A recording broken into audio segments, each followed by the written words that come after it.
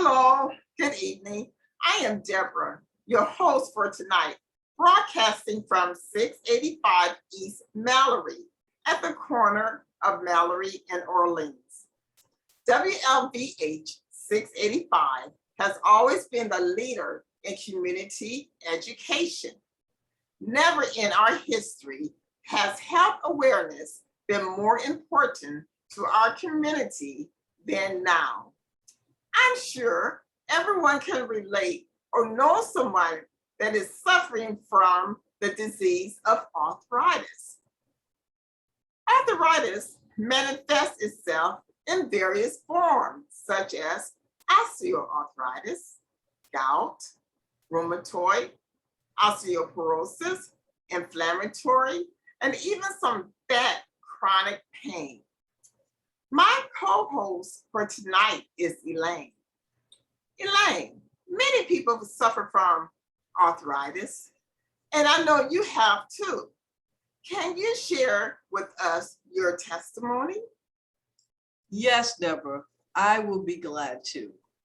Deborah, I know many people that suffer, and like you said, I am one of those sufferers. I suffered from arthritis for many, many years, and my pain in my joints and my hands was a major problem, and I use my hands a lot. I play an instrument, I use the computer, and even around the house. It got to a point where I could not open up a jar. I could not wring a towel. Deborah, my life was severely impacted, not for the good, but for the worse.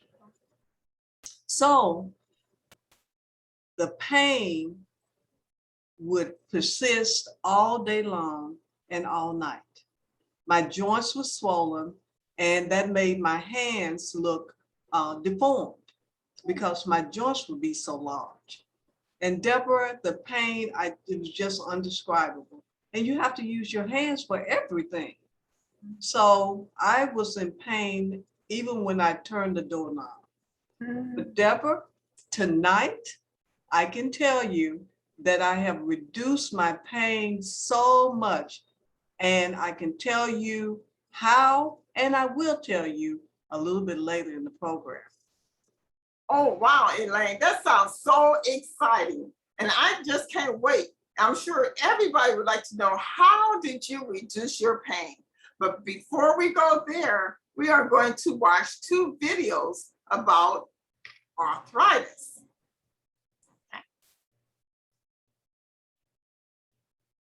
Inflammation arthritis is a Western debilitated lifestyle disease, also known as WDLD, which can affect all joints, muscle, cartilage, and ligament. It can cause redness and swelling, stiffness, pain with feeling of warmth, and restricted movement. The cause of arthritis is wearing out your joints and ligaments over the years. So you may start experiencing it in your 40s because you played football when you was a teenager. And over the years, you just wore away the ligaments and the cartilage from your bones. Autoimmune disease can cause arthritis also. And that's when your body turns on itself. Obesity and poor nutrition is another cause of arthritis. Lack of water, too much sugar, many other things can cause arthritis. Elaine, can you tell us more? Well, Deborah, that is great information on what some of the causes and the symptoms of arthritis. But you know, Deborah, there's another disease which you mentioned, osteoporosis. Now, Deborah, you know I like my stats, but before I get into it, I want to show us a short video on osteoporosis. Well, Deborah, you know, osteoporosis in the US has more than 3 million cases per year. And approximately 34 million people are not currently diagnosed, nor experience symptoms, and are at risk of developing the disease. Endeavor, there are roughly 10 million Americans that have osteoporosis. Now, osteoporosis will eventually result in about 50% of women and over 50 and 25% of men fracturing or breaking a bone. The risk of osteoporosis is higher in women because our bones tend to be smaller and thinner than men. Also, women who reach menopause have lower levels of estrogen, and this can cause bone loss. Now, Deborah, osteoporosis is a disease resulting from the body either producing too little bone or losing too much bone, or it could be both. Bones, as we saw in the video, have a honeycomb-like structure. And when a person has osteoporosis, the pockets in the honeycombs are larger than normal. So bone loses their strength and resilience when they become less dense. The lack of sufficient calcium over the years is one of the main reasons people develop osteoporosis. Other factors could include a lack of vitamin D, consuming foods with block absorption, and hormonal changes. Now, Deborah, some studies show, and they suggest that eating too much animal protein can remove calcium from the bones. And there are some diseases that even block absorption, like diabetes, irritable bowel syndrome, Crohn's disease, and liver disease. Also kidney failure. And Deborah, there are medications that can also reduce calcium and risk bone loss, such as asthma medication and cortisone. Now, Deborah, there are some foods we can eat, some leafy green foods that we eat that will help put calcium back in our bodies. And they will be collard greens, turnip greens, kale, Chinese cabbage, mustard greens, and broccoli. And something we don't eat often, but dandelion greens are very good and have calcium in it. Girl, you are talking about some food, some good old Southern food. See, we can eat healthy and still get some good food and still get some good nutrients in our body.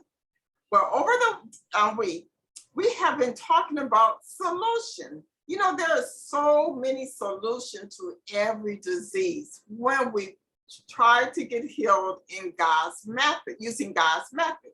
So the number one we have heard about is trust more and stress less. We have found out by stressing so much, it depletes us from proper nutrients and causes our body and our bones to become dehydrated, which also will not put the fluid into our bones. So that will go to osteoarthritis. So trust God more and stress less. Another way that we have found out that if we don't exercise, lack of movement would stop the fluid from going into our bodies. Have you ever seen somebody try and go down the stairs and they trying to hold on to the stairway because they are in so much pain? Or they try to get in their car or walk down to their driveway? Well, if you take the same person and let them start exercising little by little, 5 minutes, 10 minutes as the time go on, then you will see that their arthritis pain level will decrease. Well, eating a whole food plant-based will also help in arthritis healing. Elaine, can you tell us some more about trusting? Yes, Deborah. If we trust that a life lived temperately will bring balance to our lives, we have to have balance. And if we trust more in what we do for others, it would actually give us a benefit to do more for others and less for ourselves, concentrate on others.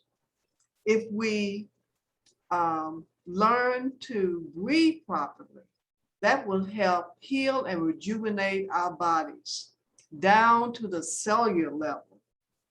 And also, if we continue to educate ourselves more on the wonderful principles of life, we will find much more, that we have much more to offer the world as our own minds expand and our health increases. Deborah, by trusting and following the New Life Solution principles, I can now close my hands. Deborah, I can play my instrument. My life has improved 100%, Deborah. And the amazing thing is, after about 2 weeks of following the principles, the 10 principles, I could see the change and feel the change in my hands. I praise God for giving me the will and the strength to improve my situation.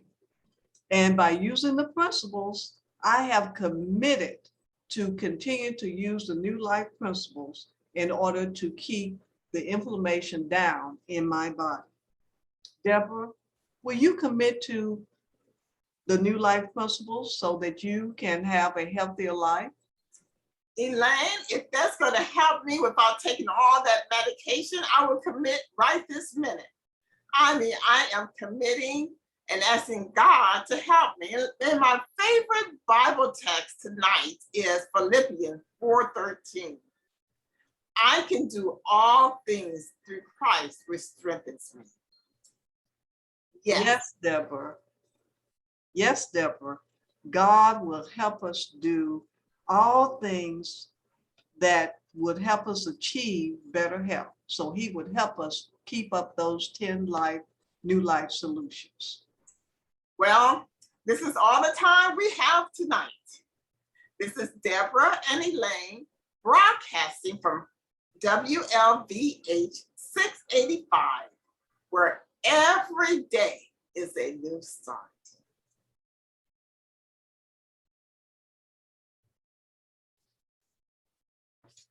Okay. So you want to go out